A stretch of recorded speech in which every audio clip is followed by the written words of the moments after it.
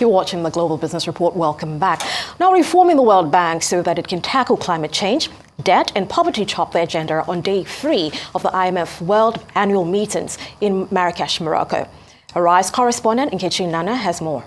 The World Bank is set to undergo a transformation under its new president, Ajay Banga. Addressing his first IMF and World Bank Group Annual Meetings press conference, Banga emphasizes a shift towards a results-oriented approach, prioritizing output over sheer financing scale. He's called for an expansion of the bank's capital base and seeks shareholder approval to broaden its mission, now including the crucial fight against climate change. There is no doubt that we need to be a bigger bank. The G20 expert group has put out its own thinking on that. That has not yet been accepted by the G20, but Larry Summers and Nkechi drove this group of eminent people. There's a lot of numbers in there for you to see. My belief is better, get capital adequacy going, make the place work quicker, faster, better with other partners, but then I am definitely going to go back to our shareholders to seek a bigger bank, because I believe that is what the world needs for the next coming decades. Further, Banga indicates the potential for the World Bank to increase its lending capacity by $150 billion over the next decade.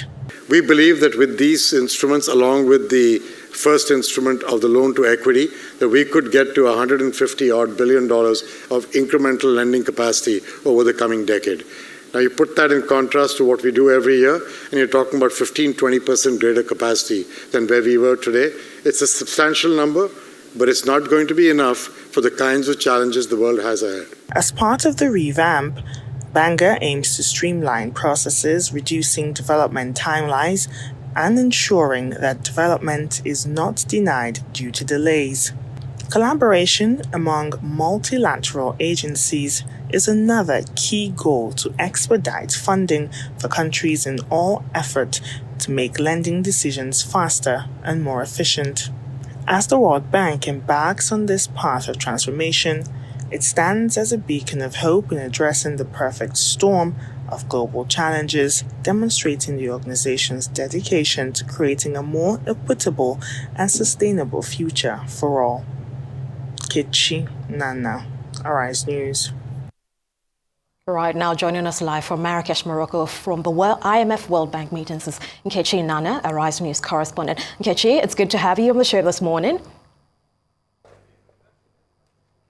Good to talk to you, Abby. Same here. So now, of course, we have the IMF 2023 Global Policy Agenda, which has just been released this morning. Tell us a bit more about that. Yes, we just came out of that meeting with the IMF director, Kristalina Georgieva, and what stood out in that meeting for the global policy agenda was the topic of debt restructuring. Now, the issue really is in the sense of the time that countries get approval for debt restructuring. And as the IMF director was talking about this, she explained that this time has been reducing. Together with the World Bank, the IMF, and the G20 Indian presidency, they've created a G20 roundtable debt restructuring panel. And for Chad, it took Chad 11 months to get from IMF staff discussions to the creditors' assurance approval for that program. It took Chad 11 months. So this process is really rigorous, and other countries have been complaining about it. However, she explained that the policies that the fund has taken in place have now reduced the time. And so you have Zambia. It took Zambia 9 months. It took Sri Lanka 6 months, and it took Ghana just 6 months. And so they're working on this because there's been sovereign talk discussion, more talks and calls for debt restructuring, especially for low-income countries. And also some other policy priorities that the IMF focused on this morning was fighting inflation and price stability. All right, sounds like quite a number of much-awaited developments being attended to there. But let's talk a bit more about the protest. What can you tell us about that? I didn't hear you, Abby. I would like to know some more about the protests. What are the developments on that front? Okay, yes. Please. There's been a lot of protests going on here in Marrakesh, just outside of the venue.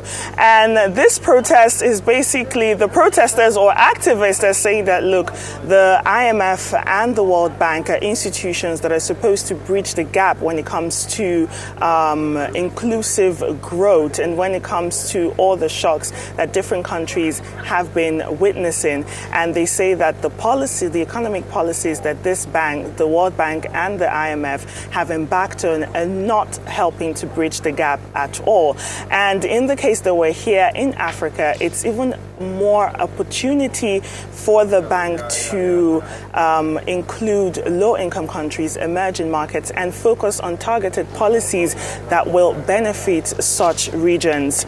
And also, we had the finance minister from Ivory Coast speaking and reiterating and highlighting this point. He said, look, we don't even want this debt restructuring. What we need is debt cancellation for the most vulnerable countries. Coming out of the pandemic, he says that they are not in the position to have a more high debt risk. And this, some of the protest issues that have been going on here in Marrakesh. It sounds like there's going to be quite a number of activity around that. But many thanks, Nkechi, for joining us this morning. I'm sure you'll have a lot more to share with us as the developments come to fold. Have a good one.